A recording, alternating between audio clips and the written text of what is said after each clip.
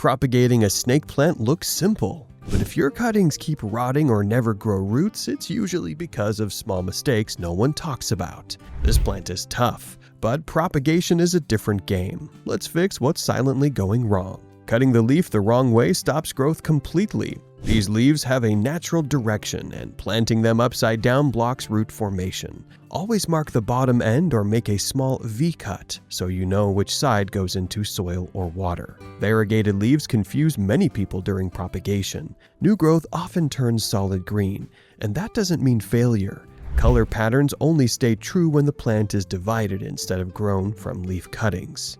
Too much water ruins fresh cuttings faster than anything else. The thick leaves already store moisture, so frequent watering causes rot before roots can even form. Keep soil almost dry, and in water propagation, submerge only the base. Skipping the drying step invites rot instantly. Fresh cuts are open wounds, and placing them straight into soil or water allows bacteria to enter. Let the cut ends dry for a full day before moving forward. Heavy soil suffocates developing roots. Dense mixes hold too much moisture and prevent airflow, which leads to decay. A fast-draining cactus or succulent mix gives new roots space to breathe. Lack of patience leads people to give up too early. Root development is slow and can take weeks, especially indoors. Healthy cuttings often look inactive long before growth begins. Poor lighting slows or damages progress. Deep shade delays rooting, while harsh sun dries everything out too quickly. Bright indirect light keeps conditions balanced.